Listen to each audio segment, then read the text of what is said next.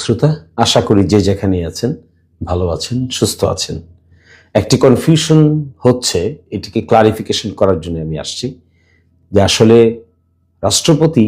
রাষ্ট্রপতি না থাকা অবস্থায় কোনো ফৌজদারি কার্যধারার অংশ হতে পারেন কিনা, কোনো মামলা দায়ের করা যাবে কিনা, ওয়ারেন্ট ইস্যু করা যাবে কিনা, এটি একটি আইনি বিতর্ক।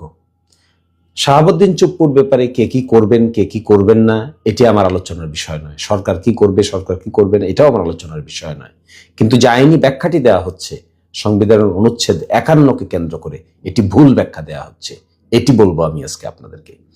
কোনো ব্যক্তি বিশেষের প্রতি আমি কোনো গ্রাজ থেকে এটা বলছি না, কিন্তু আইনের ভুল ব্যাখ্যা দেওয়াটা সঠিক নয়। কিন্তু এটি এক ধরনের জ্ঞান পাপ। আপনি সংবিধানের 51 অনুচ্ছেদের সাব অনুচ্ছেদ 2 কি বলা আছে, সুস্পষ্ট করে বলা আছে যে রাষ্ট্রপতি কার্যভারকালে তার বিরুদ্ধে কোনো আদালতে কোনো প্রকার ফৌজদারি কার্যধারা দায়ের করা বা চালু রাখা যাইবে না, এবং তাহার গ্রেফতার বা কারাবাসের জন্য কোনো আদালত হইতে পরোয়ানা জারি করা যাইবে না। কোন সময়? কার্যভারকালীন সময়। কার্যভার মানে কি? ইংরেজিতে বলে while he is in office। অফিসে যে সময়টুকু তিনি থাকবেন, রাষ্ট্রপতি থাকবেন, এই অবস্থায় কোনো মামলাও করা যাবে না, কোনো ধরনের কোনো ওয়ারেন্ট ইস্যু করা যাবে না। কিন্তু যে সময়টা অফিসে থাকবেন না, সেই সময় কি? তার জন্য আমাদেরকে দেখতে হবে হুসাইন মোহাম্মদ এরশাদ সাহেবের সময় কি ঘটেছিল, আমাদের উচ্চ আদালত কি বলেছে। দুটো বিখ্যাত মামলা আছে। একটা হলো reported in 43 DLR appellate division page 50, arms sector অধীনে হয়েছিল, Hussain Mohammad Ershad versus the state. আরেকটা হয়েছিল দুর্নীতি দমন আইনের অধীনে 37 BLD 688, রিপোর্টেড ইন 688 পেজ। সেখানে দুর্নীতি দমন কমিশন সংক্রান্ত একটি মামলা হয়েছিল, Hussain Mohammad Ershad versus the state and another. এই দুটো মামলায় স্পষ্ট করে সিদ্ধান্ত নিয়ে নেওয়া হয়েছে, স্পষ্ট করে বলা হয়েছে যে আর্মস অ্যাক্টের অধীনে যে মামলাটা হয়েছিল, এটি তিনি পদত্যাগ করেছিলেন 6 ডিসেম্বর 1990 সালে। তারপরে ওনাকে অ্যারেস্ট করা হয়, তারপরে ডিটেনশনে নেওয়া হয়, তারপরে ওনার বিরুদ্ধে আর্মস সেক্টর কেস হয়। ওই আর্মস সেক্টর কেসকে হাইকোর্টে আনা হয়, তার থেকে সুপ্রিম কোর্টে যায়। হাইকোর্টে এসে ওনারা আর্গুমেন্ট করেন যে এই মামলাটা চলতে পারে না, কারণ তিনি রাষ্ট্রপতি থাকা অবস্থায় ওনার বিরুদ্ধে কোনো কার্যধারা গ্রহণ করা যাবে না। হাইকোর্টেতে হেরে যান, আপিল বিভাগে যান, আপিল বিভাগেও হেরে যান। আপিল বিভাগ বলেন হ্যাঁ, ওনার বিরুদ্ধে কোনো কার্যধারা চলবে না যতক্ষণ পর্যন্ত তিনি রাষ্ট্রপতির কার্যভারে আছেন। কিন্তু এখন তো তিনি রাষ্ট্রপতির কার্যভারে নাই, সুতরাং রাষ্ট্রপতির কার্যভারে না থাকলে মামলা চলবে না।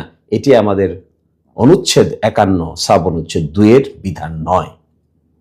সুতরাং ইট ইজ এ ভুল ব্যাখ্যা। এই কথা বলে এই মামলাটিকে আবার ট্রায়ালে পাঠিয়ে দেওয়া হয় মামলা চলবে বলে।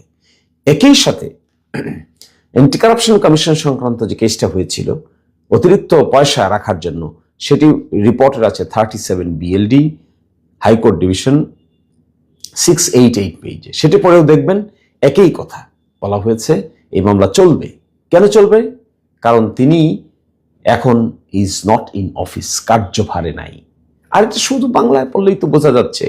কতক্ষণ থাকবে? রাষ্ট্রপতির কার্যভার কালে শব্দটা দেখবেন, কার্যভার কালে মানে কি? ইংরেজিতে বলে while in office। তো while not in office, what will happen?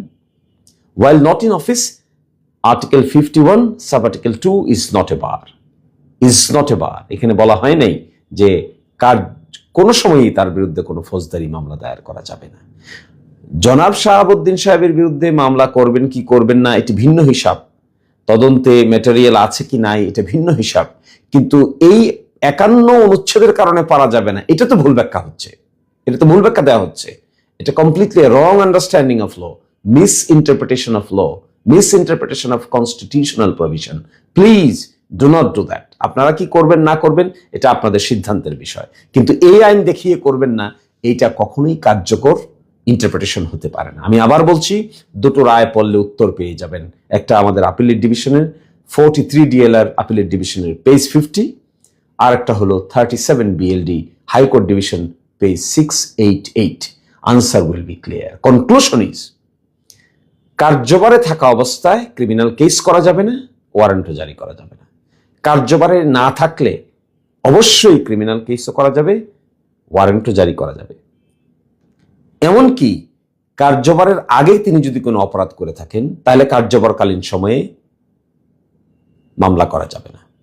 কিন্তু কার্যবার থাকাকালীন অবস্থায়ও যদি তিনি ক্রিমিনাল অফেন্স করে থাকেন তার জন্য মামলা কার্যবার থেকে চলে যাওয়ার পরে করা যাবে। কার্যবারে থাকা অবস্থায় কোনো ক্রিমিনাল অফেন্স করলে যতদিন কার্যবারে আছেন ততদিন পর্যন্ত কোনো ক্রিমিনাল কেস করা যাবে না, ওয়ারেন্টও জারি করা যাবে না। কিন্তু কার্যবার থাকা অবস্থায় যদি অপরাধ করেন, এখানে যেরকম আর্মস অ্যাক্টে মামলা হয়েছিল, অ্যান্টি কারাপশন কমিশনের, দুর্নীতি দমন কমিশনের আইনের অধীনে মামলা হয়েছিল, কার্যবারে থাকা অবস্থায় মামলা হয়েছিল। ঘটনাগুলি ঘটেছিল কার্যবারে থাকা অবস্থায়। আর্মস অ্যাক্টের ঘটনা ঘটেছিল কার্যবারে থাকা অবস্থায়। দুর্নীতি দমন কমিশনের যে মামলা করেছিল ঘটনা ঘটেছিল কার্যবারে থাকা অবস্থায়, কিন্তু মামলা করতে হয়েছে কার্যবার থেকে মেয়াদ শেষ হওয়ার পরে কিংবা পদত্যাগের পরে। সুতরাং law is clear, please do not make any confusion করার কোনো অর্থ নাই। অ্যাক্ট কি করবেন না করবেন, this is up to you, but my humble request, please do not interpret the provision of the Constitution based on your own understanding.